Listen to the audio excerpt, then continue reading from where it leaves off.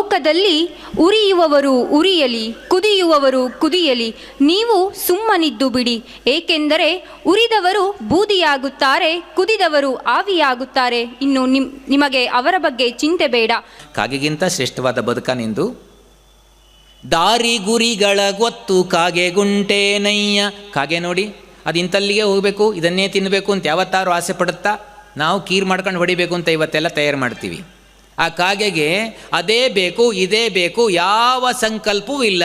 ಏನು ಸಿಗುತ್ತೋ ತಿನ್ಕೊಂಡು ತೃಪ್ತವಾಗಿ ನಲಿತಾ ಇರುತ್ತಲ್ಲ, ಆ ಬದುಕು ನಮ್ಮದಾಗಬೇಕು. ದಾರಿ ಗುರಿಗಳ ಗೊತ್ತು ಕಾಗೆ ಗುಂಟೇನಯ್ಯ, ಆರಮನೆ ಸಂಡಿಗೆಯೋ ಚುಂಡಿಲಿಯೋ ಹುಳುವೋ. ಕಾಗೆ ಇಂತಲ್ಲಿಗೆ ಹೋಗ್ತೀನಿ, ಇದನ್ನೇ ತಿಂತೀನಿ ಅಂತ ನಿರ್ಧಾರ ಮಾಡಿರಲ್ಲ. ಯಾರದ್ದೋ ಮನೆ ಮೇಲ್ಗಡೆ ಸಂಡಿಗೆ ಒಣ ಹಾಕಿರ್ತಾರೆ. ಕಾಗೆ ಯಾರದ್ದು ಮನೆ ಆದರೂ ಕೂಡ ಭಗವಂತ ನನಗೆ ತೋರಿಸಿದ ಆಹಾರ ಅಂತ ಕಿತ್ಕೊಂಡು ತಿಂದುಬಿಡುತ್ತೆ. ನಾವು ಮಾತ್ರ ಯಾರ ಮನೆ ಸಂಡಿಗೆ ಇರುತ್ತೋ ಅವ್ರು ಕೋಲ್ ಇಟ್ಕೊಂಡು ಕುತ್ಕೊಂಡಿರ್ತಾರೆ, ನಂದು ಸಂಡಿಗೆ ಅಂತ. ಆ ಕಾಗೆಗಳಿಗೆ ಆ ಭಾವನೆ ಇಲ್ವಲ್ಲ, ಎಲ್ಲ ಭಗವಂತ ಕೊಟ್ಟಿರ್ದು. ಅಯ್ಯೋ ನಿಂದೇನು ಮಾ ಸಂಡಿಗೆ, ಸಂಡಿಗೆಯಲ್ಲಿ ಏನೇನು ಬಳಸಿದ್ದೀರ ಅದು ನಿನ್ನದೇನು ಸ್ವಂತಿದೆ, ಏನಿಲ್ಲ, ಅದರೊಳಗೆ ಬೇಕಾದ್ದೆಲ್ಲ ಬೇರೆ ಕಡೆಯಿಂದ ಬಂದಿರುತ್ತೆ. ಆರಮನೆ ಸಂಡಿಗೆಯೋ, ಸಂಡಿಗೆ ಒಣ ಹಾಕಿದರೆ ತಗೊಂಡೋಗಿ ತಿನ್ನತ್ತೆ. ಯಾರೂ ಸಂಡಿಗೆ ಒಣ ಹಾಕಲಿಲ್ಲ, ಕಾಗೆ ತಿನ್ನುತ್ತೆ ಅಂತ ಹೊಟ್ಟೆ ಕಿಚ್ಚಿಗೆ ಅಂತ ಇಟ್ಕೊಳ್ಳೋಣ. ಆಗ ಸಂಡಿಗೆನೇ ಬೇಕು ಅಂತ ಹಠ ಹಿಡ್ಕೊಂಡು ಹೋಗಲ್ಲ. ಆರಮನೆ ಸಂಡಿಗೆಯೋ ಚುಂಡಿಲಿಯೋ, ಸಣ್ಣ ಇಲಿ ಹಿಡ್ಕೊಂಡು ತಿನ್ನತ್ತೆ. ಅದು ಸಿಕ್ಕಲಿಲ್ವೋ ಯಾವುದವ್ರು ಹುಳ ಹಿಡ್ಕೊಂಡು ತಿನ್ನತ್ತೆ. ಅದು ಸಿಗಲಿಲ್ವೋ ಯಾರೋ ಸತ್ತೋಗಿರ್ತಾರೆ, ಕಾಕಾ ಅಂತ ಕರೆದಿರ್ತಾರೆ ಗೌರವಪೂರ್ವಕವಾಗಿ, ಹೋಗಿ ಯಾರದ್ದೋ ಪಿಂಡ ತಿನ್ನತ್ತೆ. ಆರ ಪಿಂಡವೋ ಏನೋ ಎಂತೋ ಆ ಬಾಳಗತಿ, ಮೀರಿದವನೇ ನೀನು ಮಂಕುತಿಮ್ಮ. ಇದಕ್ಕಿಂತ ಮೀರಿದ ಬದುಕ ನಿಂದು.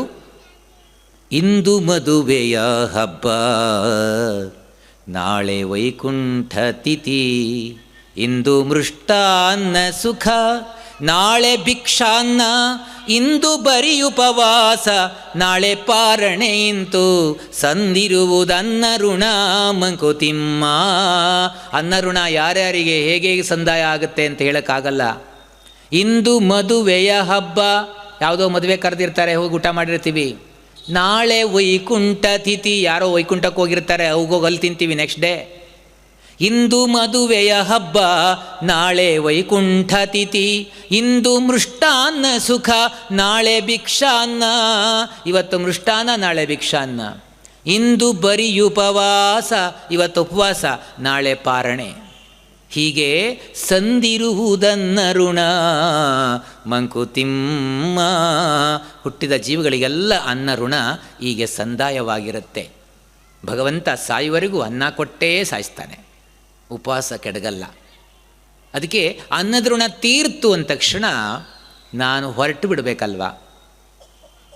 ಒಂದಗಳು ಹೆಚ್ಚಿರದು, ಒಂದಗಳು ಕೊರೆಯಿರದು, ತಿಂದ ನಿನ್ನನ್ನ ಋಣ ತೀರುತ್ತಲೆ ಪಯಣ, ಹಿಂದಾಗದೊಂದು ಕ್ಷಣ ಮುಂದಕುಂ ಕಾದಿರದು, ಸಂದ ಲೆಕ್ಕವದಲ್ಲೇ ಮಂಕುತಿಮ್ಮ.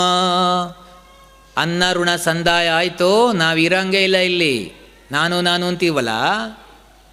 ಒಂದಗಳು ಹೆಚ್ಚಿರದು, ಒಂದಗಳು ಕೊರೆ ಇರದು, ಒಂದಗಳು ಹೆಚ್ಚಿರಲ್ಲ, ಒಂದಗಳು ಕೊರತೆ ಇರಲ್ಲ. ತಿಂದ ನಿನ್ನನ್ನ ಋಣ ತೀರುತ್ತಲೆ ಪಯಣ, ತೀರ್ತೋ ಹೊರಟು ಬಿಡಬೇಕು. ಹಿಂದಾಗದೊಂದು ಕ್ಷಣ ಮುಂದಕ್ಕೂ ಕಾದಿರದು, ಒಂದು ಕ್ಷಣ ಹಿಂದೋಗಲ್ಲ, ಒಂದು ಕ್ಷಣ ಮುಂದಕ್ಕೂ ಕಾಯಲ್ಲ. ಸಂದ ಲೆಕ್ಕವದಲ್ಲೇ ಮಂಕುತಿಮ್ಮ. ಲೆಕ್ಕ ಸಂದಾಯ ಆಯಿತು, ತಿಂದ ಆಹಾರ, ನಾವು ತಿನ್ನಬೇಕಾದ ಆಹಾರ ತೀರ್ತು ಅಂದ ತಕ್ಷಣ ನೆಕ್ಸ್ಟ್ ಮೂಮೆಂಟಲ್ಲಿ ಹೊರಟು ಬಿಡಬೇಕಲ್ಲ ನಾವು. ಡಿ ವಿ ಜಿಯವರ ಸೋದರ ಮಾವಂದಿರು ಮನೆಗೆ ಬಂದಾಗ ಒಂದು ತೆಲುಗುನಲ್ಲಿ ಪದ್ಯ ಹೇಳ್ತಾ ಇದ್ರಂತೆ. ಅದನ್ನು ಡಿ ವಿ ಜಿ ಕನ್ನಡಕ್ಕೆ ಭಾಷಾಂತರಿಸಿದ್ದಾರೆ. ಅದನ್ನು ಹೇಳಿಕೊಂಡು ಅವರು ಊಟ ಮಾಡ್ತಿದ್ದಾರಂತೆ. ಒಂದಗಳು ಹೆಚ್ಚಿಲ್ಲ, ಒಂದಗಳು ಕೊರೆಯಿಲ್ಲ, ತಂದೆ ನೀ ಕೊಟ್ಟೂಟ ನುಂಡು, ಒಂದು ಕ್ಷಣ ಹಿಂದಿಲ್ಲ, ಒಂದು ಕ್ಷಣ ಮುಂದಿಲ್ಲ, ತಂದೆ ನೀಂಪೇಳ್ದ ದಿನ ಬದುಕಿ ಒಂದಿಸಿರು ಮೇಲಿಲ್ಲ ಒಂದು ಸಿರು ಕೀಳಿಲ್ಲ ತಂದೆ ನೀ ಕೊಟ್ಟು ಸಿರನು ಸುರಿ ಎಂದು ನೀಂ ಕರವೆ ನಾನಂದು ಬಗೆನಾದರದಿ ತಂದೆ ನಿನ್ನಡಿಯನ್ನ ನೆಲಸೋ ತಂದೆ ನಿನ್ನಡಿಯನ್ನ ನೆಲಸೋ. ಊಟ ಮಾಡುವಾಗ ಈ ಪ್ರಾರ್ಥನೆ ಮಾಡ್ಕೊಂಡು ಪ್ರತಿಯೊಬ್ಬರೂ ಅವರ ಸೋದರ ಮಾವಂದರು ಊಟ ಮಾಡ್ತಿದ್ದರಂತೆ. ಅದರ ಪ್ರಭಾವವು ಏನೋ ಈ ಪದ್ಯವನ್ನು ರಚನೆ ಮಾಡಿದರು. ಒಂದಗಳು ಹೆಚ್ಚಿಲ್ಲ ಒಂದಗಳು ಕೊರಗಿಲ್ಲ ತಿಂದ ನಿನ್ನನ್ನ ಋಣ ತೀರುತ್ತಲೆ ಪಯಣ ಹಿಂದಾಗದೊಂದು ಕ್ಷಣ ಮುಂದಕ್ಕುಂ ಕಾದಿರದು ಸಂದ ಲೆಕ್ಕವದಲ್ಲೇ ಮಂಕುತಿಮ್ಮ. ಅದಕ್ಕಾಗಿ ಊಟ ಮಾಡುವಾಗ ಅನ್ನಕ್ಕೆ ಎಷ್ಟು ಪಾವಿತ್ರ್ಯ ಇದೆ ಅನ್ನೋದಕ್ಕೆ ನಮ್ಮೆಲ್ಲರ ಬದುಕಿನ ನಿಜವಾದ ಧ್ಯೇಯ ಹೇಗಾಗಬೇಕು ಅಂತ ಡಿ ವಿ ಜಿ ಅತ್ಯಂತ ಅಮೋಘವಾದ ಪದ್ಯ. ಪ್ರತಿಯೊಬ್ಬರೂ ಕೂಡ ಊಟ ಮಾಡ್ತಾ ಇದನ್ನು ಹೇಳ್ಕೊತ ಊಟ ಮಾಡಬೇಕು. ಬ್ರಾಹ್ಮಣ ಸಂಪ್ರದಾಯದಲ್ಲಿ ಒಂದಿತ್ತು ಹಿಂದೆ ಎಲ್ಲ ಈ ಸತ್ಯದಿಂದ ದುಡಿದ ಅನ್ನವನ್ನು ನಾನು ತಿನ್ನುತ್ತಿದ್ದೇನೆ ಅಂತ ಮಂತ್ರ. ಯಾರಿಗೂ ಮಂತ್ರದ ಅರ್ಥ ಗೊತ್ತಿರಲ್ಲ ಹೆಚ್ಚಿನವರಿಗೆ. ಸತ್ಯಂತ್ವಾ ಋತೇನ ಪರಿಶಿಂಚಾಮಿ ಅಂತ ಹೇಳ್ಕೊಂಡು ಅದನ್ನು ಹೇಳುವಾಗೆ ಭಗವಂತನ ಧ್ಯಾನ ಮಾಡಿಕೊಂಡು ಸತ್ಯದಿಂದ ದುಡಿದ ಅನ್ನವನ್ನು ತಿಂತಾ ಇದ್ದೀನಿ ಪ್ರತಿನಿತ್ಯ ಹೇಳ್ಕೊಂಡು ತಿನ್ನುವ ರೂಢಿ ಇತ್ತು. ಆದರೆ ಡಿ ವಿ ಜಿ ಎಲ್ಲರಿಗೂ ಆ ಒಂದು ಅವಕಾಶವನ್ನು ಕಲ್ಪಿಸಿಕೊಟ್ಟಿದ್ದಾರೆ. ಆ ಅರ್ಥವನ್ನು ಚೆನ್ನಾಗಿ ಕನ್ನಡದಲ್ಲಿ ಪದ್ಯದಲ್ಲಿ ಕೊಟ್ಟು ಅದನ್ನು ಪ್ರತಿಯೊಬ್ಬರು ಕೂಡ ಹೇಳ್ಕೊಂಡು ಊಟ ಮಾಡಿದರೆ ನಮ್ಮನ್ನು ನಾವೇ ಸುಧಾರಿಸ್ಕೊಳ್ತೀವಿ. ಅನ್ನ ಉಣುವಂದು ಕೇಳ್ ಅದನ್ನು ಬೇಯಿಸಿದ ನೀರ್ ನಿನ್ನ ದುಡಿತದ ಬೆಮರೋ ಪೆರರ ಕಣ್ಣೀರೋ ತಿನ್ನು ನೀಂ ಜಗಕ್ಕೆ ತಿನ್ನಲಿತ್ತನಿತ ಮಿಕ್ಕೂಟ ಜೀರ್ಣಿಸದ ಋಣಶೇಷ ಮಂಕುತಿಮ್ಮ. ಊಟ ಮಾಡುವಾಗ ಕೇಳು ಅನ್ನದತ್ರ ಅನ್ನ ಉಣುವಂದು ಕೇಳ್ ಅದನ್ನು ಬೇಯಿಸಿದ ನೀರು ಅದನ್ನು ಬೇಯಿಸಿದ ನೀರು ನಿನ್ನ ದುಡಿತದ ಬೆಮರೋ ನೀನು ಬೆವರು ಸುರಿಸಿ ದುಡ್ಕೊಂಡು ತಿಂತಾ ಇದೆಯೋ ಅಥವಾ ಪೆರರ ಕಣ್ಣೀರೋ ಬೇರೆಯವ್ರಿಗೆ ಕಣ್ಣೀರು ಸುರಿಸಿ ಆ ಕಣ್ಣೀರಿನಿಂದ ಬೇಯಿಸ್ಕೊಂಡು ತಿಂತಾ ಇದೆಯೋ ಅಂತ ಪ್ರತಿನಿತ್ಯ ಊಟ ಮಾಡುವಾಗ ಅನ್ನದ ಹತ್ರ ಕೇಳ್ಕೊ. ಇದಕ್ಕಿಂತ ಇನ್ನೇನು ಬೇಕು ಸೈಕಾಲಜಿ ನಮಗೆ. ಅದಕ್ಕೆ ಹೇಳ್ತಾರೆ ಮುಂದಿನ 2 ಸಾಲಲ್ಲಿ ಭಗವದ್ಗೀತೆಯ ತತ್ವವನ್ನು ತುಂಬುತ್ತಾರೆ. ತಿನ್ನು ನೀಂ ಜಗಕ್ಕೆ ತಿನ್ನಲಿತ್ತನಿತ ಮಿಕ್ಕೂಟ ಜೀರ್ಣಿಸದ ಋಣಶೇಷ ಮಂಕುತಿಮ್ಮ. ತಿನ್ನು ನೀಂ ಜಗಕ್ಕೆ ತಿನ್ನಲಿತ್ತನಿತ ಮಿಕ್ಕೂಟ ಜಗತ್ತಿಗೆ ನೀನೇನು ಕೊಡ್ತೀಯೋ ಅದನ್ನು ಮಾತ್ರ ನೀನು ಊಟ ಮಾಡು. ಮನೇಲಿ ಸ್ಪೆಷಲ್ಲಾಗಿ ಅಡುಗೆ ಮಾಡ್ಕೊಂಡು ತಿನ್ನಬೇಡ. ನಮಗಿದು ಬೇಡ ಅಂತ ಅನ್ನತ್ತಿದ ಅಲ್ವಾ. ಸ್ಪೆಷಲ್ಲಾಗಿ ಅಡುಗೆ ಮಾಡ್ಕೊಂಡು ತಿನ್ನಬೇಡ. ಯಾಕೆ ಅಂದರೆ ನಿನ್ನ ಊಟ ಇದೆಯಲ್ಲ ಅದು ಜಗತ್ತು ಕೊಟ್ಟದ್ದು. ಪ್ರಶ್ನೆ ಮಾಡಿಕೊಂಡ್ರೆ ಗೊತ್ತಾಗತ್ತೆ. ನಾವು ನಮ್ಮ ಊಟದಲ್ಲಿ ಒಂದೊಂದು ಪ್ರಶ್ನೆ ಮಾಡ್ಕೊಳ್ಳಿ. ಯಾವುದಿದೆ ನಮ್ಮದು? ಉಪ್ಪು ತಗೊಳ್ಳಿ, ಸಮುದ್ರದಿಂದ ಬಂದಿರುತ್ತೆ. ನಮ್ಮನೆಯವ್ರಿಗೆ ಬರಬೇಕಾದ್ರೆ ಎಷ್ಟು ಜನ ಅದ್ರ ಬಗ್ಗೆ ಪರಿಶ್ರಮ ಪಟ್ಟಿರ್ತಾರೆ. ಬೇಳೆಗಳು ಬಂದಾಗ ಅದೆಲ್ಲೋ ಬೆಳೆದಿರ್ತಾರೆ ಪಾಪ. ಅನ್ನ ಬರಬೇಕಾದ್ರೆ ಎತ್ತುಗಳು ದುಡಿದಿರ್ತವೆ, ಪಕ್ಷಿಗಳು ಸಹಕಾರಿಯಾಗಿರ್ತವೆ, ಹಾವುಗಳೂ ಕೂಡ ನಮಗೆ ಉಪಕಾರ ಮಾಡಿರ್ತವೆ. ಇಲಿ ನುಂಗಿ ಜಾಸ್ತಿ ಬೆಳೆ ಬರೋ ಹಾಗೆ ಮಾಡಿರ್ತವೆ. ಯಾರ್ಯಾರಿಗೆ ಋಣ ಇದೆ ನಮಗೇನಾದ್ರು ಗೊತ್ತಾ? ಒಂದು ಊಟದ ಹಿಂದೆ ಎಲೆ ತಂದರೆ ಬಾಳೆ ಎಲೆ ತೋಟದಲ್ಲಿ ಯಾರೋ ಬೆಳೆದಿರ್ತಾರೆ. ನಮ್ದೇನಿದೆ ಅಲ್ಲಿ? ಆದ್ರಿಂದಲೇ ತಿನ್ನು ನೀಂ ಜಗಕ್ಕೆ ತಿನ್ನಲಿತ್ತನಿತ ಮಿಕ್ಕೂಟ. ನಾವುಣ್ಣುವನ್ನಗಳು, ನಾವು ಕುಡಿ ಉದಕಗಳು, ನಾವುಸಿರುವೆಲರುಗಳು, ನಾವುಡುವ ವಸ್ತ್ರ ಭೂವ್ಯೋಮಗಳ ಯಂತ್ರ ಸಂಘದುತ್ಪನ್ನಗಳು ಜೀವವೆರಡರ ಶಿಶುವ ಮಂಕುತಿಮ್ಮ. ಎಷ್ಟು ಅದ್ಭುತವಾಗಿ ಹೇಳ್ತಾರೆ ನೋಡಿ. ಈ ಜೀವ ಬದುಕಬೇಕಾದ್ರೆ ಆಕಾಶವೂ ಬೇಕು, ಭೂಮಿಯೂ ಬೇಕು. ನಾನು ನಂದೇನು ಆಕಾಶ ಇಲ್ಲದ್ರೆ ಬದುಕಿಲ್ಲ, ಭೂಮಿ ಇಲ್ಲದ್ರೆ ಬದುಕಿಲ್ಲ. ಇವೆರಡರ ಶಿಶುವಂತೆ ಭೂವ್ಯೋಮ ಯಂತ್ರ ಸಂಘಗಳ ಉತ್ಪನ್ನಗಳು ಜೀವವೆರಡರ ಶಿಶುವ ಮಂಕುತಿಮ್ಮ. ನಾವು ಉಣ್ಣುವ ಅನ್ನಗಳು, ನಾವು ಊಟ ಮಾಡುವ ಅನ್ನ ನಮ್ದ. ನಾವು ಕುಡಿ ಉದಕಗಳು, ನಾವು ಕುಡಿಯುವ ನೀರು ನಮ್ಮ ಕಂಟ್ರಿಬ್ಯೂಷನ್ ಅದು. ನಾವು ಉಸಿರುವೆಲರುಗಳು, ನಾವು ಉಸಿರಾಡುವ ಗಾಳಿ ನಮ್ದ ಅದು. ಇಳೆ ನಿಮ್ಮ ದಾನ, ಬೆಳೆ ನಿಮ್ಮ ದಾನ, ಸುಳಿದು ಬೀಸುವ ಗಾಳಿ ನಿಮ್ಮ ದಾನ. ನಿಮ್ಮ ದಾನವನುಂಡು ಅನ್ಯರ ಪೊಗಳುವ ಕುನ್ನಿಗಳನೇನೆಂಬೆ ರಾಮನಾಥ. ಆ ಶರಣರ ವಚನದಲ್ಲಿ ಎಷ್ಟು ಚೆನ್ನಾಗಿದೆ ನೋಡಿ. ಅವನದ್ದು ಭಗವಂತಂದೆಲ್ಲ. ನಾನು ಏನಿದೆ ಅಹಂಕಾರ ಪಡಲಿಕ್ಕಲ್ಲಿ? ನಾವುಣ್ಣುವನ್ನಗಳು, ನಾವು ಕುಡಿವುದಕಗಳು, ನಾವು ಸಿರುವೆಲರುಗಳು, ನಾವುಡುವ ವಸ್ತ್ರ.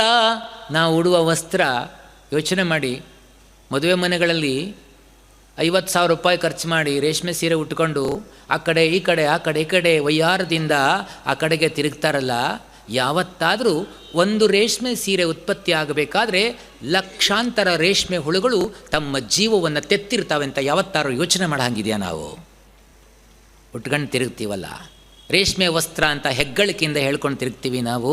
ಅದರ ಹಿಂದೆ ಎಷ್ಟು ತ್ಯಾಗ ಇದೆ, ಅದನ್ನು ಏನಾದರೂ ನಾವು ಒಂದು ಕ್ಷಣ ನೆನಪಿಸ್ಕೋತೇವ? ನಾವು ಉಡುವ ವಸ್ತ್ರಗಳು ಭೂವ್ಯೋಮಗಳ ಯಂತ್ರ ಸಂಘದ ಉತ್ಪನ್ನಗಳು. ಭೂಮಿ ಮತ್ತು ಆಕಾಶದ ಯಂತ್ರದಿಂದ ಉತ್ಪನ್ನವಾದವುಗಳಿವೆಲ್ಲ. ಜೀವವೆರಡರ ಶಿಶುವು, ಎರಡರ ಶಿಶು ಜೀವ. ಭೂಮಿ ಆಕಾಶಗಳ ಸಂಗಮದಿಂದಲೇ ನಾವು ಬದುಕೋದು. ಅದರಿಂದ ಎಲ್ಲಿವರೆಗೆ ನಾವು ಭೂಮಿಯಲ್ಲಿರ್ತೇವೋ ಭೂಮಿಯನ್ನು ರಕ್ಷಣೆ ಮಾಡ್ಕೋಬೇಕು. ಎಲ್ಲಿವರೆಗೆ ನಾವು ಇರ್ತೇವೋ ಆಕಾಶವನ್ನೂ ಸಂರಕ್ಷಿಸಿಟ್ಕೊಂಡ್ರೆ ನಮ್ಮೆಲ್ಲರ ಜೀವನ ಸುಗಮವಾಗುತ್ತೆ. ಇಲ್ಲದ್ರೆ ಆಕಾಶನೂ ಹಾಳು ಮಾಡ್ಕೊಂಡಾಗಿದೆ, ಭೂಮಿಯನ್ನು ಹಾಳು ಮಾಡ್ಕೊಂಡಾಗಿದೆ. ನಾವು ಗಾಳಿ ನೀರು ಏನೇನು ಪ್ರಕೃತಿ ಪ್ಯೂರ್ ಅಂತ ಕೊಟ್ಟಿದೆಯೋ ಮನುಷ್ಯನ ಸ್ವಾರ್ಥದಿಂದಾಗಿ, ದುಡ್ಡು ಮಾಡುವ ಆಸೆಯಿಂದಾಗಿ ಎಲ್ಲವನ್ನು ಹಾಳುಗಡುವಿದ್ದಾನೆ. ನೀ ಮುಟ್ಟುವ ಮರ ಶ್ರೀಗಂಧದ ಮರ ಅಂತ ಕುವೆಂಪುರವ್ರು ಹೇಳಿದ್ರಲ್ಲ. ಈಗ ಹುಡುಕಿ ನೋಡೋಣ ಎಲ್ಲಾದರೂ ಶ್ರೀಗಂಧದ ಮರ ಇದೆ ಅಂತ. ನೀ ಮೆಟ್ಟುವ ನೆಲ ಅದೇ ಕರ್ನಾಟಕ, ನೀ ಮುಟ್ಟುವ ಮರ ಅದೇ ಶ್ರೀಗಂಧ. ಎಷ್ಟು ಕೊಂಡಾಡಿದ್ರು ಶ್ರೀಗಂಧದ ಮರಗಳು ತುಂಬ ಇದ್ವು ಆವಾಗ. ಈಗೇನ ನಿಮ್ಮನೆ ಎದುರುಗಡೆ ಹಾಕ್ಕೊಂಡ್ರು ಕೂಡ ನಿಮಗೆ ಗೊತ್ತಾಗ್ದಿದ್ದ ಹಾಗೆ ಒಂದು ದಿವಸ ನಿದ್ದೆ ಮಾಡುವಾಗಲೇ ಅದನ್ನ ಅಪಹರಿಸ್ಕೊಂಡು ಹೋಗ್ಬಿಡ್ತಾರೆ. ಶ್ರೀಗಂಧದ ಮರ ಬೆಳೆದಿದ್ದಕ್ಕೆ, ತಾನು ಸುಗಂಧವನ್ನು ಎಲ್ಲ ಹರಡ್ತೀನಿ ಅನ್ನೋದಕ್ಕೆ ಅದಕ್ಕೆ ಬೆಳಿಲಿಕ್ಕೆ ಬಿಡಲ್ಲ ಮನುಷ್ಯ. ಎಷ್ಟು ಕೃತಜ್ಞ ನೋಡಿ. ಆದ್ದರಿಂದ ತಿನ್ನು ನೀಂ ಜಗಕ್ಕೆ ತಿನ್ನಲಿತ್ತನಿತ ಮಿಕ್ಕೂಟ ಜೀರ್ಣಿಸದ ಋಣಶೇಷ ಮಂಕುತಿಮ್ಮ. ಜಗತ್ತಿಗೆ ನೀನೇನು ಕೊಡ್ತೀಯೋ ಅದನ್ನು ಮಾತ್ರ ನೀನು ತಿನ್ನು. ನೀನು ಸ್ಪೆಷಲ್ಲಾಗಿ ಏನು ಅಡುಗೆ ಮಾಡ್ಕೊಂಡು ತಿನ್ನಬೇಡ. ನೀನೇನಾದ್ರು ಕೊಡಬೇಕು ಜಗತ್ತಿಗೆ ಕೊಟ್ಟು ತಿನ್ನು. ತೈರ್ದತ್ತಾನ ಪ್ರದಾಯೇಭ್ಯೋ ಯೋ ಭುಂಕ್ತೇಸ್ತೇನ ಏವ ಸಹ ಯಜ್ಞಶಿಷ್ಟಾಸಿನ ಸಂತಹ ಮುಚ್ಚಂತೆ ಸರ್ವಕಿಲ್ಬಿಷೈ ಭುಂಜತೆ ತೇ ತ್ವಘಂ ಪಾಪ ಏ ಪಚಂತ್ಯಾತ್ಮಕಾರಣಾತ್. ಈ 3 ಸಾಲಲ್ಲಿ ಭಗವದ್ಗೀತೆ ಹೇಳುತ್ತೆ ನೋಡಿ. ಎಷ್ಟು ಅದೇ ತತ್ವ ಇಲ್ಲಿದೆ ಹೇಳ್ತಾ. ತೈರ್ದತ್ತಾನ್ ಭಗವಂತ ನಮಗೆ ಕೊಟ್ಟಿರೋದು. ಅಪ್ರದಾಯೇಭ್ಯೋ ಬೇರೆಯವ್ರಿಗೆ ಕೊಡದೇನೆ. ತೈರ್ದತ್ತಾನ್ ಅಪ್ರದಾಯೇಭ್ಯೋ ಯೋ ಭುಂಕ್ತೆ ಸ್ಥೇನೇವ ಸಹ. ಅವನು ಮಾತ್ರ ಭಗವಂತ ಕೊಟ್ಟಿದ್ದನ್ನು ಬೇರೆಯವರಿಗೆ ಕೊಡದೆ ಒಬ್ಬನೇ ಸ್ವಾಹ ಮಾಡಿದರೆ ಅವನ ಕಳ್ಳ ಅಂತೆ. ಭುಂಜತೆ ಯಜ್ಞಶಿಷ್ಟಾಶಿನ ಸಂತಹ ಮುಚ್ಚಂತೆ ಸರ್ವಕಿಲ್ಬಿಷೈ ಭುಂಜತೆ ತೇ ತ್ವಘಂ ಪಾಪಾ ಏ ಪಚಂತ್ಯಾತ್ಮಕಾರಣಾತ್. ಯಾರು ತಮಗಾಗಿ ಅಡುಗೆ ಮಾಡಿಕೊಂಡು ಊಟ ಮಾಡ್ತಾರೋ ಅವರು ಪಾಪವನ್ನೇ ಊಟ ಮಾಡ್ತಾರೆ. ಯಜ್ಞಶಿಷ್ಟಾಶಿ ತ್ಯಾಗ ಮಾಡಿ ಉಳಿದಿದ್ದನ್ನು ತಿನ್ನುವ ಮನೋಭಾವವನ್ನು ಬೆಳೆಸ್ಕೊಂಡ್ರೆ ನಮ್ಮ ಬದುಕು ಸಾರ್ಥಕವಾಗುತ್ತೆ. ನಾವು ತಿಂದದ ಅನ್ನದ ಋಣ ತೀರಿಸಿದಾಗತ್ತೆ. ಇಲ್ಲದ್ರೆ ಋಣ ಹೊತ್ತುಕೊಂಡೇ ತಿರುಗಬೇಕು ನಾವು. ಅನ್ನ ಉಣುವಂದು ಕೇಳ್ ಅದನ್ನು ಬೇಯಿಸಿದ ನೀರ್ ನಿನ್ನ ದುಡಿತದ ಬೆಮರೋ ಪೆರರ ಕಣ್ಣೀರೋ ತಿನ್ನು ನೀಂ ಜಗಕ್ಕೆ ತಿನ್ನಲಿತ್ತನಿತ ಮಿಕ್ಕೂಟ ಜೀರ್ಣಿಸದ ಋಣಶೇಷ ಮಂಕುತಿಮ್ಮ. ಋಣಗಳನ್ನು ಹೊತ್ಕೊಂಡಿರ್ತೇವಲ್ಲ ನಾವು, ಅದನ್ನು ತೀರ್ಸಕ್ಕಾಗತ್ತಾ? ಋಣದ ಬಗ್ಗೆ DVG ಹೇಳ್ತಾರೆ. ಋಣದ ಮೋಟೆಯ ಹೊರಿಸಿ ಪೂರ್ವಾರ್ಜಿತದ ಹುರಿಯ ಕುಣಿಕೆಯಲಿ ನಿನ್ನ ಕೊರಳನು ಬಿಗಿದು ವಿಧಿಯು ತೃಣದ ಕಡ್ಡಿಯ ಮುಂದೆ ಹಿಡಿದಾಶೆ ತೋರುತ್ತಿರೆ ಕುಣಿವ ಗರ್ದಭ ನೀನು ಮಂಕುತಿಮ್ಮ. ಋಣದ ಮೋಟೆಯ ಹೊರಿಸಿ, ಸಾಲದ ಮೋಟೆಯನ್ನು ಹೊರಿಸಿದಾನಂತೆ ವಿಧಿ ನಮ್ಮ ಬೆನ್ನ ಮೇಲೆ. ಋಣದ ಮೋಟೆಯ ಹೊರಿಸಿ ಪೂರ್ವಾರ್ಜಿತದ ಹುರಿಯ ಕುಣಿಕೆಯಲಿ. ನಾವು ಹಿಂದೆ ಮಾಡಿದ ಕರ್ಮದ ಫಲವೇ ಒಂದು ಕುಣಿಕೆ, ಹಗ್ಗ, ಅದರಲ್ಲಿ ಕುತ್ತಿಗೆಗೆ ಬಿಗಿದಿದ್ದಾನಂತೆ ನಮಗೆ. ತೃಣದ ಕಡ್ಡಿಯ ಮುಂದೆ ಹಿಡಿದ ಆಶೆ ತೋರುತ್ತಿರೆ. ಕತ್ತೇನ ಇನ್ನೊಂದು ಕಡೆಗೆ ಅದು ಕೊಂಡೋಗ್ಬೇಕು ಅಂದರೆ ಬರೇ ಉರುಳು ಹಾಕಿದರೆ ಬರಲ್ಲ. ಅದು ಬರಬೇಕಾದ್ರೆ ಏನು ಮಾಡಬೇಕು? ಒಂದು ಮುಷ್ಟಿ ಹುಲ್ಲು ಮುಂದ್ಗಡೆ ಹಿಡ್ಕೋಬೇಕು. ಅದು ಕೊಡ್ತಾರೆ ಅಂತ ಕುಣಿತಾ ಹೋಗ್ತಾ ಇರುತ್ತೆ. ನಮ್ಮದು ಹಾಗೆ ಅಂತೆ. ಆಸೆ ಎಂಬ ಹುಲ್ಲನ್ನು ತೋರಿಸ್ತಾ ಇದ್ದಾನೆ ವಿಧಿ. ಆಸೆ ಇಲ್ಲ ಅಂದ್ರೆ ನಮ್ಗೆ ಬದುಕಿಲ್ಲ ಅಲ್ವಾ? ಮುಂದೇನೋ ಸರಿಯಾಗುತ್ತೆ ಅಂತ ಕುಣ್ಕೊಂಡು ಹೋಗ್ತಾ ಇರ್ತೀವಿ ನಾವು. ತೃಣದ ಕಡ್ಡಿಯ ಮುಂದೆ ಹಿಡಿದ ಆಶೆ ತೋರುತ್ತಿರೆ ಕುಣಿವ ಗರ್ದಭ ನೀನು, ಕುಣಿತಿರುವ ಗರ್ದಭ ನೀನು ಮಂಕುತಿಮ್ಮ. ಅದು ಕುಣ್ಕೊಂಡು ಹೋಗ್ತಾ ಇದ್ದೀವಿ. ಆ ಹಿಂದಿನ ಜನ್ಮದ ಋಣದ ಮೋಟೆಯನ್ನು ಹೊರಿಸಿರ್ತಾನೆ. ಋಣಗಳುಂಟೆನಿತೆನಿತೋ ಅನ್ನ ಋಣ ವಸ್ತ್ರ ಋಣ ಧನ ಋಣಗಳ ನಿತಿನಿತು ತೀರಿಸಲಕ್ಕುಂ ಋಣ ಒಂದು ಬೇರಿಹುದು ತೀರಿಸಲ್ ಕಸದಳವೋ. ಎಷ್ಟೆಷ್ಟು ಋಣ ಇದೆ ಅಂತ ಹೇಳ್ತಾರೆ ನೋಡಿ. ಋಣಗಳುಂಟೆನಿತೆನಿತೋ, ಎಷ್ಟೆಷ್ಟೋ ಋಣಗಳು ನಮ್ಮನ್ನು ಬಾಧಿಸ್ತಾ ಇರ್ತವೆ. ಸಾಲ, ಕೊಡಬೇಕಾದ ಸಾಲ, ಅಪ್ಪನಿಗೆ ಸಾಲ, ಅಮ್ಮನಿಗೆ ಸಾಲ, ಭೂಮಿಗೆ ಸಾಲ, ಸಮಾಜಕ್ಕೆ ಸಾಲ, ಪ್ರಾಣಿಗಳಿಗೆ ಸಾಲ. ಸಾಲ ತೀರ್ಸಕ್ಕೆ ಹೋದ್ರೆ ತಲೆ ಕೆಟ್ಟೋಗ್ಬಿಡುತ್ತೆ ನಮಗೆ. ಆದರೂ ಬ್ಯಾಂಕಲ್ಲಿ ಸಾಲಕ್ಕೆ ಅಪ್ಲಿಕೇಶನ್ ನೋಡ್ತೀವಿ ನಾವು. ಇದ್ದ ಸಾಲಗಳೇ ಜಾಸ್ತಿ ಆಗಿದೆ ನಮಗೆ, ಇನ್ನೂ ಸಾಲ ಮಾಡೋದು, ಅವ್ರ ಸಾಲ ಇವ್ರ ಸಾಲ ಎಲ್ಲ ನಾವು ತೊಗೊಂಡ್ಬಿಟ್ಟಿರ್ತೀವಿ. ಋಣಗಳುಂಟೆನಿತೆನಿತೋ, ಅನ್ನ ಋಣ, ವಸ್ತ್ರ ಋಣ, ಧನ ಋಣ, ಇವೆಲ್ಲ ಋಣಗಳಿದ್ದಾವೆ. ಇವನ್ನೆಲ್ಲ ಅಷ್ಟಷ್ಟೋ ಇಷ್ಟಿಷ್ಟೋ ತೀರಿಸ್ಬೋದಂತೆ. ಅನ್ನ ಋಣ, ನಮಗೆ ಯಾವುದೋ ಪೂರ್ವಜನ್ಮದಲ್ಲಿ ಅನ್ನ ಹಾಕಿರ್ತಾರಪ್ಪ, ಅದರ ಋಣ ತೀರಿಸ್ಬೋದು. ವಸ್ತ್ರ ಋಣ, ವಸ್ತ್ರ ಕೊಟ್ಟಿರ್ತಾರೆ, ಒಂದು ಕಣ ಕೊಟ್ಟಿರ್ತಾರೆ, ಅವ್ರ ಮನೆಗೆ ಬಂದಾಗ ಇನ್ನೊಂದು ಕಣ ಕೊಟ್ಟು ಕಳಿಸೋದು, ಅಲ್ಲಿ ತೀರ್ಮಾನ ಆಯಿತು, ದಾಟ್ಕಣ. ಅನ್ನ ಋಣ, ವಸ್ತ್ರ ಋಣ, ಧನ ಋಣ, ಹಣ ಕೊಟ್ಟಿರ್ತಾರೆ, ಅದಕ್ಕೆ ಹಣವನ್ನು ತೀರಿಸ್ಬೋದು. ಇವನ್ನೆಲ್ಲ ಅಷ್ಟಿಷ್ಟು ತೀರಿಸ್ಬೋದಂತೆ. ಋಣವೊಂದು ಬೇರಿಹುದು ತೀರಿಸಲ್ ಕಸದಳವೋ. ಒಂದು ಋಣ ಇದೆಯಂತೆ ಮನುಷ್ಯನಿಗೆ, ಯಾವತ್ತೂ ಏನು ಮಾಡಿದ್ರೂ ಅದನ್ನು ತೀರ್ಸೋಕ್ಕಾಗಲ್ಲಂತೆ. ಋಣವೊಂದು ಬೇರಿಹುದು ತೀರಿಸಲ್ ಕಸದಳವೋ. ಯಾವುದು ಕಲ್ಪನೆ ಮಾಡ್ಕೊಳ್ಳಿ. ಡಿ ವಿ ಜಿ ಹೇಳ್ತಾರೆ, ಅದ್ಯಾವುದು ಅಲ್ಲ, ಹೆಣದ ಹೊರೆಯದು ಜಗಕ್ಕೆ ಮರುಳ ಮುನಿಯ. ಹೆಣ ಹೊತ್ಕೊಂಡು ಹೋದ್ರೆ ಋಣ ತೀರ್ಸಕ್ಕಾಗಲ್ವಂತೆ. ಎಷ್ಟು ಯೋಚನೆ ಮಾಡಿದ್ದಾರೆ ನೋಡಿ. ನಾವೇ ಇರಲ್ವಲ್ಲ, ಅವ್ರು ಋಣ ತೀರ್ಸೋದು ಹೇಗೆ? ಅದಕ್ಕೆ ಋಣ ತೀರಿಸ್ಬೇಕು ಅಂದರೆ ನಾವು ಸತ್ತೋದ ಮೇಲೆ ಯಾರ್ಯಾರು ಹಣ ಹೊತ್ಕೊಂಡು ಬರ್ತಾರೆ ಅವ್ರಿಗೆ ಇಷ್ಟಿಷ್ಟು ಕೊಡ್ರಪ್ಪ ಅಂತ ಮೊದಲು ಹೇಳಿ ಅದನ್ನು ಕೊಡ್ತಾರೆ ಅಂತ ಗ್ಯಾರಂಟಿ ಇಲ್ಲ. ಹೆಣದ ಹೊರೆಯದು ಜಗಕ್ಕೆ ಮರುಳ ಮುನಿಯ, ಭುವಿಗೆ ಸಲಲಿಪ್ಪ ಸಲಿಸಲ್ಕಾಗದನ್ನ ಋಣ. ಜವರಾಯ ಬಿಟ್ಟಿಹ ಕಳೆ ಬರದ ಋಣ.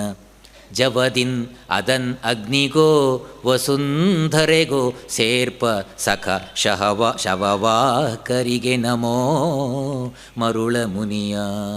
ಭುವಿಗೆ ಸಲಲಿಪ್ಪ ಸಲಿಸಲ್ಕಾಗದನ್ನ ಋಣ. ಭುವಿಗೆ ಸಂದಾಯ ಮಾಡಲೇಬೇಕಾಗಿದೆ, ಆದರೆ ಅದನ್ನು ಸಂದಾಯ ಮಾಡೋಕ್ಕಾಗಲ್ಲ. ಅದೊಂದು ಅನ್ನ ಋಣ ಇದೆ, ತೀರಿಸ್ಲಿಕ್ಕೆ ಆಗಲ್ಲ. ಜವರಾಯ ಬಿಟ್ಟಿಹ ಕಳೆ ಬರದ ಋಣ. ಯಮ ಬೇಡ ಅಂತ ಈ ಶರೀರದ ಋಣವನ್ನು ಬಿಟ್ಟು ಹೋಗಿಬಿಟ್ಟಿರ್ತಾನೆ. ಯಮನೇ ಬೇಡ ಅಂತ ಬಿಟ್ಟೋಗಿರ್ತಾನಂತೆ, ಜೀವ ಮಾತ್ರ ತೊಗೊಂಡೋಗ್ತಾನೆ. ಜವರಾಯ ಬಿಟ್ಟಿಹ ಕಳೆ ಬರದ ಋಣ.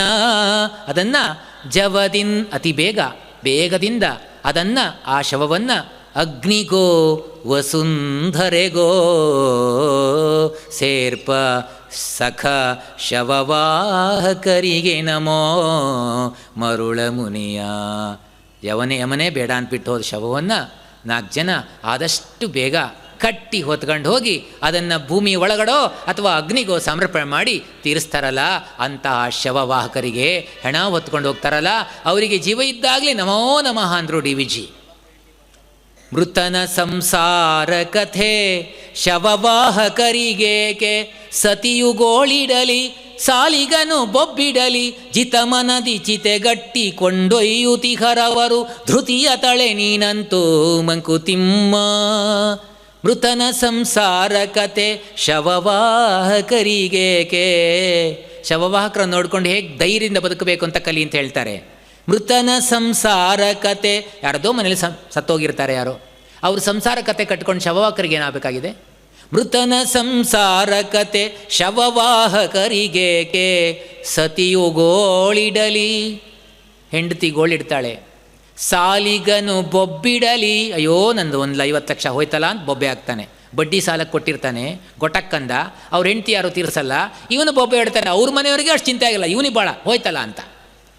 ಸತಿಯು ಗೋಳಿಡಲಿ ಸಾಲಿಗನು ಬೊಬ್ಬಿಡಲಿ, ಜಿತ ಮನದಿ ಚಿತೆಗಟ್ಟಿ ಕೊಂಡೊಯ್ಯುತಿಗರವರು ಧೃತಿಯ ತಳೆ ನೀನಂತೂ ಮಂಕುತಿಮ್ಮ. ಅವ್ರು ಯಾವ ಚಿಂತೆ ಮಾಡಲ್ಲ, ಹೆಣ ಹೊತ್ಕೊಂಡು ಹೋಗೋರು ಹೆಣ ಕಟ್ಟಿ, ಯಾರು ದುಃಖಿಸ್ಲಿ ಗೋಳಕ್ಲಿ ಏನಕ್ಕೂ ಪ್ರಭಾವಿತರಾಗಲ್ಲ, ಕಟ್ಟಿ ಹೊತ್ಕೊಂಡು ಹೋಗ್ತಿರ್ತಾರಲ್ಲ, ಹಾಗೆ ನೀನು ಧೈರ್ಯವನ್ನು ತಾಳು ಈ ಬದುಕಿನಲ್ಲಿ ಅಂತ ಎಷ್ಟು ಅದ್ಭುತವಾಗಿ ಧೈರ್ಯ ತುಂಬ್ತಾರೆ ಡಿ ವಿ ಜಿ. ಆದ್ದರಿಂದ ಸಾವಿಗೆ ನಾವು ಚಿಂತೆ ಮಾಡಬೇಕಾಗಿದ್ದಿಲ್ಲ.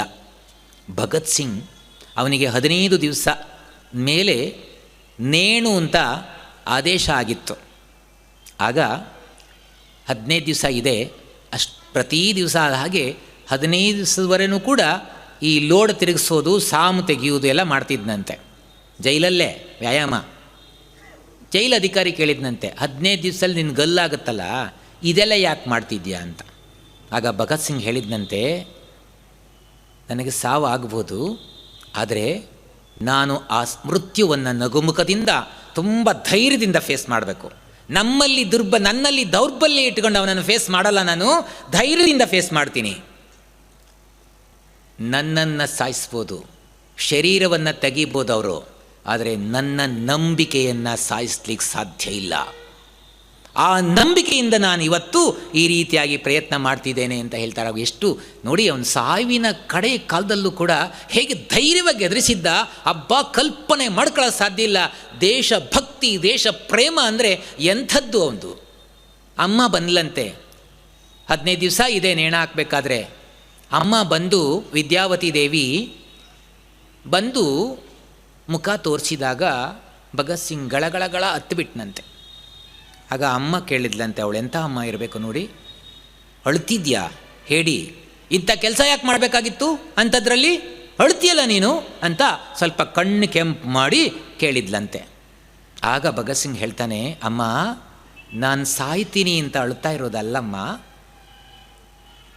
ಸಾವನ್ನು ನಾನು ಧೈರ್ಯವಾಗಿ ನಾನು ಅದನ್ನು ಎದುರಿಸ್ತೇನೆ, ಅದಕ್ಕಲ್ಲಮ್ಮ.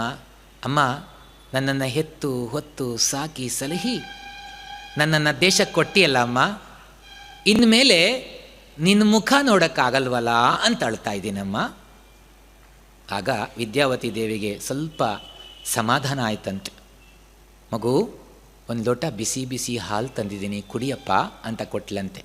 ಬೇಡ ಅಮ್ಮ, ಇನ್ನೇನು 15 ದಿವಸದಲ್ಲಿ ಮಾತೃಭೂಮಿಯ ಹಾಲನ್ನೇ ಕುಡಿಲಿಕ್ಕೆ ನಾನು ಸಿದ್ಧನಾಗಿದ್ದೇನೆ, ಈ ಪಾರ್ಥಿವ ಹಾಲುಗಳು ನನಗೆ ಬೇಕಿಲ್ಲ ಅಂತ ತಳ್ಳಿ ಹಾಕಿದ. ಸಾವಿನ ಕಡೆಯ ಕಾಲದಲ್ಲೂ ಕೂಡ ಆ ಸಾವನ್ನು ಎದುರಿಸಿದ ರೀತಿ ನೋಡಿ ಭಗತ್ ಸಿಂಗ್. ಅದಕ್ಕೆ ಭಗತ್ ಸಿಂಗ್ ಇಸ್ ಗ್ರೇಟ್. ದೇಶಭಕ್ತಿಯನ್ನು ಕಲಿಬೇಕಾದ್ರೆ ಅಂಥ ಕತೆಗಳನ್ನು ನಾವು ನೋಡಬೇಕು. ಹೇಡಿಗಳ ಕತೆ ಕಟ್ಕೊಂಡು ಏನಾಗಬೇಕಾಗಿದೆ ನಮಗೆ. ಅದರಿಂದ ಸಾವು ಎಲ್ಲರಿಗೂ ಬರಲೇಬೇಕು, ಅದನ್ನು ಸಹಜವಾಗಿ ತಗೋಬೇಕು. ತೊಟ್ಟಿಲುಗಳೆಷ್ಟೋ ಮಸಣಗಳಷ್ಟು ಧರೆಯೊಳಗೆ, ತೊಟ್ಟಿಲಿಗೆ ಹಬ್ಬ ಮಸಣವು ತೇಗುತ್ತಿರಲು, ಹುಟ್ಟಿದವರೆಲ್ಲ ಸಾಯದೆ ನಿಲ್ಲೆ ಮತ್ತೆ ಹುಟ್ಟುವರ್ಗೆಡೆಯಲ್ಲಿ ಮಂಕುತಿಮ್ಮ. ತೊಟ್ಟಿಲುಗಳೆಷ್ಟೋ ಮಸಣಗಳಷ್ಟು ಧರೆಯೊಳಗೆ, ತೊಟ್ಟಿಲಿಗೆ ಹಬ್ಬ ಮಸವು ತೇಗುತ್ತಿರಲು, ಹುಟ್ಟಿದವರೆಲ್ಲ ಸಾಯದೆ ನಿಲ್ಲೆ, ಹುಟ್ಟಿದವರೆಲ್ಲ ಸಾಯಲೇ ಇಲ್ಲ ನಿಂತುಕೊಂಡ್ರೆ ಮತ್ತೆ ಹುಟ್ಟುವರ್ಗೆಡೆಯಲ್ಲಿ, ಮತ್ತೆ ಹುಟ್ಟೋರಿಗೆ ಅವಕಾಶ ಮಾಡಿಕೊಡ್ಬೇಕಲ್ಲ. ನಾವಿದ್ದೇವೆ, ನಾವು ಹೋಗಿಬಿಡಬೇಕು, ಮತ್ತೆ ಹೊಸ ನೀರು ಬರುತ್ತೆ, ಅದಕ್ಕೆ ಅವಕಾಶ ಕೊಡಬೇಕಲ್ಲ ನಾವು. ಅದನ್ನು ಸಹಜವಾಗಿ ಸ್ವೀಕರಿಸ್ಬೇಕಂತೆ. ಸಾವನ್ನು ಯಾರು ಸಹಜವಾಗಿ ಸ್ವೀಕರಿಸ್ಲಿಕ್ಕೆ ಸಿದ್ಧರಾಗಿರ್ತಾರೋ ಯಾವುದ್ರ ಬಗ್ಗೆನೂ ಜೀವನದಲ್ಲಿ ಭಯ ಇಲ್ಲ. ಅದು ಕಬೀರ್ ದೋಹೆಯಲ್ಲಿ ಒಂದು ಕಡೆ ಬರುತ್ತೆ, ಎಷ್ಟು ಚಂದ ವರ್ಣನೆ ಮಾಡ್ತಾರೆ ಅದನ್ನು. ಪುರುಷೋತ್ತಮಾನಂದ ಸ್ವಾಮೀಜಿ, ರಾಮಕೃಷ್ಣ ಆಶ್ರಮದ ಸ್ವಾಮೀಜಿ ಅದನ್ನು ಕನ್ನಡಕ್ಕೆ ಮಾಡಿದ್ದಾರೆ. ಮಾಲಿ ಆವತ್ ದೇಖ್ ಕೆ ಕಲಿಯನ್ ಕರಿ ಪುಕಾರಿ, ಫೂಲೆ ಫೂಲೆ ಚುನ್ ಲಿಯೆ ಕಾಲಿ ಹಮಾರಿ ಬಾರಿ. ಮಾಲಿ आवत देख के कलियन करी पुकारी, फूले फूले चुन लिए काली हमारी बारी. ಮಾಲಿಯು ಬರುವದ ಕಂಡು ಮಗ್ಗು ಕೂಗಿಕೊಂಡಿತು, ಅರಳಿದ ಹೂಗಳ ಕೀಳುವನಿಂದು ನಾಳೆ ನಮ್ಮ ಸರದಿ ಕಬೀರ, ನಾಳೆ ನಮ್ಮ ಸರದಿ. ಎಷ್ಟು ಚೆನ್ನಾಗಿ ವರ್ಣನೆ ಮಾಡಿದ ನೋಡಿ. ಮಾಲಿಯು ಬರುವುದ ಕಂಡು, ತೋಟಿಗ ಬರ್ತಾ ಇದ್ದಾನೆ, ಅದನ್ನು ಕಂಡು ಮಗ್ಗು ಕೂಗಿಕೊಂಡಿತು. ಮಗ್ಗು ಕೂಗ್ಕೊಳ್ತಂತೆ ಏನಂತ? ಅರಳಿದ ಹೂಗಳ ಕೀಳುವನಿಂದು, ಅರಳಿದ ಹೂಗಳ ಕೀಳುವನಿಂದು ನಾಳೆ ನಮ್ಮ ಸರದಿ ಕಬೀರ, ನಾಳೆ ನಮ್ಮ ಸರದಿ. ಅರಳಿದ ಹೂಗಳನ್ನು ಕುಯ್ಕೊಂಡು ಹೋಗ್ತಾನೆ ಇವತ್ತು, ನಾಳೆ ನಾವು ಅರಳ್ತೀವಿ, ನಮ್ಮನ್ನು ಕುಯ್ಕೊಂಡು ಹೋಗ್ತಾನೆ. ಸಾವನ್ನು ಎಷ್ಟು ಸಂಕ್ಷೇಪಿಸಿ ಹೇಳ್ತಾ ಇದ್ದ ನೋಡಿ. ಅದರಿಂದ ಇದಕ್ಕೇನು ಭಯ ಪಡಬೇಕಾಗಿದ್ದಲ್ಲ. ಅದಕ್ಕೆ ಕಗ್ಗ ಓದಬೇಕು. ಸರ್ವಾತ್ಮಕ ಶಕ್ತಿಯನ್ನು ಕೊಡುವಂತಹ ಕಗ್ಗ. ಮೃತ್ಯುವಿಂ ಭಯವೇಕೆ ದೇಶಾಂತರ ಕೊಯ್ವ ಮಿತ್ರನಾಥಂ ಚಿತ್ರ ಹೊಸದಿರ್ಪುದಲ್ಲಿ ಸಾತ್ವಿಕದಿ ಬಾಳ್ದವಂಗೆತ್ತಲೇಂ ಭಯವಿಹುದು ಸತ್ರ ಹೊಸದಿಹುದು ನಡೆ ಮಂಕುತಿಮ್ಮ. ಯಾಕೆ ಸಾವಿಗೆ ಹೆದರ್ತೀಯ? ಮೃತ್ಯುವಿಂ ಭಯವೇಕೆ ದೇಶಾಂತರ ಕೊಯ್ವ ಮಿತ್ರನಾಥಂ. ಬೇರೆ ದೇಶಕ್ಕೆ ಕೊಯ್ಯುವ ಮಿತ್ರ ಅಂತ ತಿಳ್ಕೊ. ಇಲ್ಲಿ ಈ ಜಗತ್ತಲ್ಲಿ ನಮಗೆ ತೃಪ್ತಿ ಆಗದನ್ನು ಬೇರೆ ಜಗತ್ತಲ್ಲಿ ನಾವು ಅದನ್ನು ಈಡೇರಿಸಿಕೊಳ್ಬೋದಲ್ವಾ? ಕೆಟ್ಟ ಹೆಂಡತಿ ಸಿಕ್ಕಿದ್ದಾಳೆ ಅಥವಾ ಕೆಟ್ಟ ಗಂಡ ಸಿಕ್ಕಿದ್ದಾರೆ, ಚೇಂಜ್ ಮಾಡೋಕ್ಕೆ ಆಗಲ್ಲಪ್ಪ, ಮುಂದೆ ಚೇಂಜ್ ಮಾಡ್ಕೋಬೋದಲ್ಲ. ಮೃತ್ಯುವಿಂ ಭಯವೇಕೆ ದೇಶಾಂತರ ಕೊಯ್ವ ಮಿತ್ರನಾಥಂ ಚಿತ್ರ ಹೊಸದಿರ್ಪುದಲ್ಲಿ. ಅಲ್ಲೊಂದು ಬೇರೆ ಚಿತ್ರ ಇರುತ್ತೆ. ಅದಕ್ಕೆ ಮತ್ತೆ ಕೇಳ್ತಾರೆ ನೋಡಿ, ಇದು ತುಂಬ ಮುಖ್ಯ. ಸಾತ್ವಿಕದಿ ಬಾಳ್ದವಂಗೆತ್ತಲೇಂ ಭಯವಿಹುದು. ಸತ್ವಗುಣ ಸಂಪನ್ನನಾಗಿ ಒಳಿತನ್ನು ಮಾಡ್ತಾ ಒಳ್ಳೆಯವನಾಗಿ ಸೌಜನ್ಯಶೀಲನಾಗಿ ಬದುಕಿದವನಿಗೆ ಯಾವ ಕಡೆಯಿಂದ ಭಯ ಬರಲಿಕ್ಕೆ ಸಾಧ್ಯ? ಸತ್ರ ಹೊಸದಿಹುದು ನಡೆ ಮಂಕುತಿಮ್ಮ. ಅಲ್ಲೊಂದು ಚೌಲ್ಟ್ರಿ ಬೇರೆ ಇರುತ್ತೆ. ಇಲ್ಲಿ ಸಲ್ಲದ್ದೆಲ್ಲ ಅಲ್ಲಿ ಸಲ್ಲಿಸಿಕೊಳ್ಳುವ ಹಾಗೆ ನಾವು ಮಾಡ್ಕೋಬೋದು. ಅದಕ್ಕೆ ಚಿಂತೆ ಮಾಡಬೇಡ. ಆದ್ದರಿಂದ ಪೂರ್ವಾರ್ಜಿತದ ಕರ್ಮಗಳನ್ನು ನಾವು ಏನು ಮಾಡೋಕ್ಕಾಗಲ್ಲ. ಅದರಿಂದ ಈ ಮೂರು ಸೇರಿಕೊಂಡು ನಮ್ಮನ್ನು ಆಳ್ತಾವಂತೆ. ಜೀವಿ ಸಂಘವಿದೇನು ಗಂಜೀಪಿನೆಲೆ ಕಟ್ಟು ದೈವ ಪೌರುಷ ಪೂರ್ವ ವಾಸನೆಗಳೆಂಬ ಮೂವರದ ನಾಡುವರು ಚದುರಿಸುತ್ತ ಬೆರೆಸಿಡುತ್ತ ನಾವೆಲ್ಲರಾಟದೆಲೆ ಮಂಕುತಿಮ್ಮ. ಈ ಮೂರು ಜನ ಆಡ್ತಾರಂತೆ. ಹೇಗಾಡ್ತಾರೆ? ಇಸ್ಪೀಟಾಟ ಆಡ್ದಾಗೆ ಆಡ್ತಾರೆ. ಚದುರಿಸುತ್ತ ಬೆರೆಸಿಡುತ್ತ ಒಂದು ಸಲ ಬೆರೆಸ್ತಾರೆ ನೋಡಿ. ಅದೆಲ್ಲ ತುಂಬ ನ್ಯಾಕಲ್ಲಿ ಬೆರೆಸ್ತಾರೆ. ತುಂಬ ಎಕ್ಸ್ಪರ್ಟ್ಸ್ಗಳು ಇರ್ತಾರಲ್ಲ, ಟಕ ಟಕ ಟಕ ಹೊಡಿತಿರ್ತಾರೆ ನೋಡಿ, ನೋಡೋಕ್ಕೆ ಚಂದ. ಅದು ನಾವು ಚಿಕ್ಕ ಮಕ್ಕಳಿದ್ದಾಗ ನೋಡ್ತಾ ಇದ್ವಿ. ಆಮೇಲೆ ಬೆರೆಸಿಟ್ಕೊಂಡು ಎಲ್ಲ ಕಲಿಸ್ಬಿಡ್ತಾರೆ. ಆಮೇಲೆ ಚಕ ಚಕ ಚಕ ಚಕ ಚಕ ಹೊಡಿತಿರ್ತಾರೆ ನೋಡಿ. ಆ ಯಾವೆಲ್ಲ ಎಲ್ಲೋಗಿ ಬೀಳುತ್ತೆ ಅಂತ ಅದು ಗೊತ್ತಿರುತ್ತಾ? ನಮಗೆ ಹಾಗೆ ಭಗವಂತ ಎಸೆತಿರ್ತಾನಂತೆ ಎಲ್ಲೆಲ್ಲ, ನಮಗೆ ಗೊತ್ತಿಲ್ಲ ಎಲ್ಲಿಗೆ ಎಸಿತಾನೆ ಅಂತ. ಎಸಿದ್ದಲ್ಲಿ ಬಿದ್ಕೊಂಡು ಎದ್ಕೊಂಡು ನಾವು ಬದುಕಬೇಕಷ್ಟೇ. ನಾವೆಲ್ಲರಾಟದೆಲೆ ಮಂಕುತಿಮ್ಮ ಎಲೆ ಕಟ್ಟನಾಗಾಗ ಕಲೆಸಿ ಕೊಡುವುದೇ ಸೃಷ್ಟಿ. ಬಳಿ ಕೆಲೆಯ ಪಾಡೇನೋ ಎಲ್ಲಿ ಸೇರುವುದೋ ಬಳಸುತ್ತಿಹುದೊಂದೊಂದು ಮಂದೊಂದು ದಿಕ್ಕಿನಲ್ಲಿ ಅಲೆಯುವೆವು ನಾವಂತೂ ಮಂಕುತಿಮ್ಮ. ಸೃಷ್ಟಿ ಆಗಾಗ ಕಲಿಸಿಕೊಡುತ್ತಂತೆ. ಆಮೇಲೆ ಆ ಎಲೆ ಎಲ್ಲಿ ಹೋಗಿ ಬೀಳುತ್ತೋ ಗೊತ್ತಿಲ್ಲ. ನಾವಿಲ್ಲೆಲ್ಲ ಬಿದ್ದಿದ್ದೀವಿ ಇವತ್ತು. ಸದ್ಯಕ್ಕೆ 7 ದಿವಸಕ್ಕೆ ನಾನೂ ಬಂದು ಬಿದ್ದಿದ್ದೀನಿ ಇಲ್ಲಿ. ಇನ್ನು ನಾಳೆ ಏನೋ ಗೊತ್ತಿಲ್ಲ, ನಾಳೆ ನೀರ್ತೀನೋ ಯಾರಿಗೆ ಗೊತ್ತು, ಇನ್ನೆಲ್ಲಿ ಎಸಿತಾನೋ.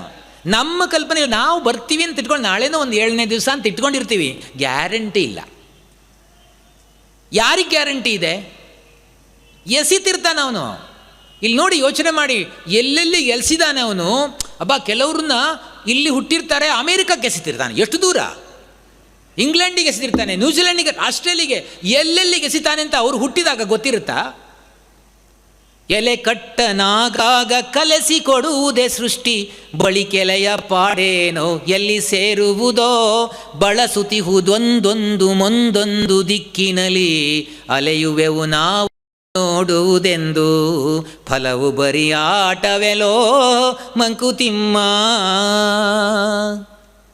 ಇದು ನಿರಂತರವಾಗಿ ನಡ್ಕೊಂಡು ಹೋಗುತ್ತೆ ಆಟ. Endless play, endless game.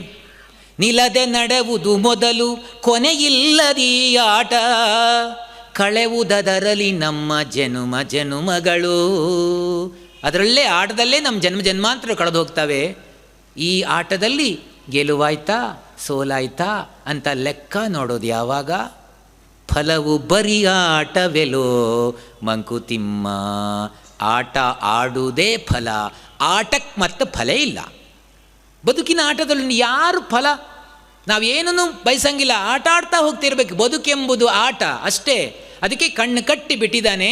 ನಮ್ಮನ್ನು ಹುಡುಕಿಯಪ್ಪ ಅಂತ ಕಣ್ಣು ಕಟ್ಟಿ, ಬನ್ನಿರಾಡುವ ಕಣ್ಣ ಮುಚ್ಚಾಲೆಯಾಟವನು ಎನ್ನ ನರಸಿರಿ ಬನ್ನಿ ಮಕ್ಕಳಿರ ಬೇಗ, ಬನ್ನಿರಾಟವ ಬೇಡವೆಂಬರನು ಬಿಡೆ ನಾನು ಎನ್ನುವಜ್ಜಿಯೋ ಬೊಮ್ಮ ಮಂಕುತಿಮ್ಮ. ಎಲ್ಲರನ್ನೂ ಆಡಿಸ್ತಾನೆ. ಯಾರು ಗೆಲ್ತಾರೆ ಯಾರು ಸೋಲ್ತಾರೆ ಎಲ್ಲ ಒಂದೇ. ಆದ್ದರಿಂದ ತೀರಾ ನಾವು ಬದುಕಿನಲ್ಲಿ ಆಸೆ ಇಟ್ಕೊಳ್ಳೋ ಅಗತ್ಯ ಇಲ್ಲ. ಒಬ್ಬರಿಗೆ ಸೋಲಾದರೆ ಅದೇ ಸೋಲು ಇನ್ನೊಬ್ಬರಿಗೆ ಗೆಲುವಾಗುತ್ತಲ್ವ. ಒಬ್ಬ ಸತ್ತೋಗಿರ್ತಾನೆ ಅಂತ ಇಟ್ಕೊಳ್ಳಿ, ಅದು ಎಷ್ಟು ಜನರಿಗೆ ಖುಷಿಯಾಗುತ್ತೆ? ಮನೆಯಲ್ಲಿ ಆಸ್ತಿ ಮಾಡಿಟ್ರೆ ಮನೆಯವರಿಗೂ ಒಳಗೊಳಗೆ ಖುಷಿ ಆಗ್ತಿರುತ್ತೆ, ಹೊರಗಡೆ ಮಾತ್ರ ಅಳುವ ನಾಟಕ ಮಾಡ್ತಿರ್ತಾರೆ. ಹೋದ ಆಮೇಲೆ ಚಟ್ಟ ಮಾರುವವನಿಗೆ ಖುಷಿ ಆಯಿತು, ಅವ್ರು ಹೋದ್ರಾ ಹಾಂ ಇಲ್ಲಿಗೆ ಬರ್ತಾರೆ ಅಂತ. ಇನ್ನು ಯಾವತ್ತು ಶಿವಗಣಾರಾಧನೆ ಅವತ್ತು ಅಂತ ಲೆಕ್ಕ ಆಗ್ತಿರ್ತಾರೆ ಅಡಿಗೆ ಭಟ್ರು. ಒಬ್ಬ ಸತ್ತೋಗಿರ್ತಾನೆ, ಎಷ್ಟು ಜನರಿಗೆ ಅನುಕೂಲ ಆಗುತ್ತಲ್ವ. ಹಾಗೇ ಬದುಕು ನಮ್ಮದು. ಒಬ್ಬರಿಗೆ ಸೋಲಾದರೆ ಅದೇ ಸೋಲು ಇನ್ನೊಬ್ಬರಿಗೆ ಗೆಲುವಲ್ವ. ನಾವೇನಾದ್ರು ಆಟ ಆಡ್ತೀವಲ್ಲ, ಒಬ್ಬರಿಗೆ ಕ್ರಿಕೆಟ್ ಸೋಲಾದರೆ ಮತ್ತೊಬ್ಬರಿಗೆ ಗೆಲುವಾಗುತ್ತಲ್ವ. ಈ ಬದುಕು ಹಾಗೆ. ನಾವು ಸೋತ್ವಿ ಅಂತ ಬೇಸರ ಮಾಡ್ಕೊಳ್ಳೋದಲ್ಲ, ನಮ್ಮ ಸೋಲು ಅವರಿಗೆ ಗೆಲುವನ್ನು ಕೊಟ್ಟಿತಲ್ಲ ಅಂತ ಸಂತೋಷ ಪಟ್ಟರೆ ನಮ್ಮ ಬದುಕು ಎಷ್ಟು ಚೆನ್ನಾಗಿರುತ್ತಲ್ವ. ನಾವ್ಯಾಕೆ ಚಿಂತೆ ಮಾಡಬೇಕು? ಹಾಗಾಗಿ ಶುಕಪಿಕಂಗಳಿಗೆ ನೀನತಿಮತಿಯ ನೀಯದಿರೆ ನಲಿದು ನುಂಚರದೊಳವು ಪಾಡಿ ಸುಳಿದಾಡಿ. ಎಷ್ಟು ಚೆನ್ನಾಗಿ ಬದುಕ್ತವೆ ಶುಕಪಿಕಂಗಳು. ನಿನ್ನ ನಿಂದಿಸದೆ ಮೇಣ್ ಅನ್ಯರನ್ನು ಕುಂದಿಸದೆ. ಹೇಗೆ ಬದುಕ್ತವೆ? ಯಾವತ್ತೂ ಕೂಡ ಭಗವಂತನನ್ನು ಯಾವ ಪಕ್ಷಿ ಯಾವ ಪ್ರಾಣಿ ನಿಂದಿಸಲ್ಲ. ಅಯ್ಯೋ ನನಗೀ ಜನ್ಮ ಕೊಟ್ಟಿಯಲ್ಲ ಅಂತ ಯಾವತ್ತೂ ನಿಂದಿಸಲ್ಲ ಅಂತ. ನಿನ್ನ ನಿಂದಿಸದೆ ಮೇಣ್ ಅನ್ಯರನ್ನು ಕುಂದಿಸದೆ. ಬೇರೆಯವರ ಜೀವನಕ್ಕೆ ಮಾರಕವಾಗಿ ಬದುಕೋದಿಲ್ಲ. ನಿನ್ನ ರಚನೆಯ ಸೌಂದರ್ಯವನ್ನು ಎಲ್ಲ ಕಡೆ ತೋರಿ ತಾವೂ ಸಂತೋಷ ಪಡ್ತಾವಲ್ಲ, ಎಷ್ಟು ಧನ್ಯ ಅಲ್ವಾ. ತರುಲತೆಗಳರಿವಿನೊಳು ನರನಿಗೆಣೆ ಇರದೊಡಂ ನಿನ್ನಾಣತಿಯ ನರಿದುದು ಗುಡಪಡದೆ ಫಲಪುಷ್ಪಗಳ ತಳೆದು ಪರಹಿತವ ನೆಸಗುತ್ತಲೀ ನಿನ್ನೊಲುಮೆ ಜಾಣ್ಮೆಗಳ ತೋರ್ಪ ಹರುಷದೊಳಿರಲು ಸ್ವಾತಂತ್ರ್ಯವನು ದೇವ ಏಕೆ ಎನಗಿತ್ತೆಗದು ನೀತಿ ಎಂದೆನ್ನ ಬೀಳಿಪಯುಕುತಿಗೇನೈ. ಈ ಪದ್ಯದ ಭಾಗವನ್ನು ನಾಳೆ ನೋಡೋಣ. ಸಮಯ ಆಯಿತು. ನಿಮಗೆಲ್ಲ ಅಭಿನಂದನೆ ಸಲ್ಲಿಸ್ತಾ ನನ್ನ ಮಾತನ್ನು ಮುಗಿಸ್ತಾ ಇದ್ದೀನಿ. ಧನ್ಯವಾದಗಳು.